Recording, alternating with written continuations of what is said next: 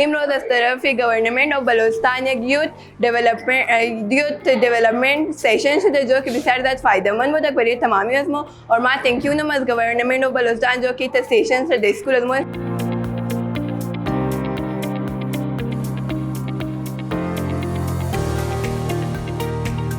आज government of Balochistan की तरफ से एक यूथ डेवलपमेंट प्रोग्राम हुआ और ये प्रोग्राम्स हमारे लिए बहुत कारआमद था और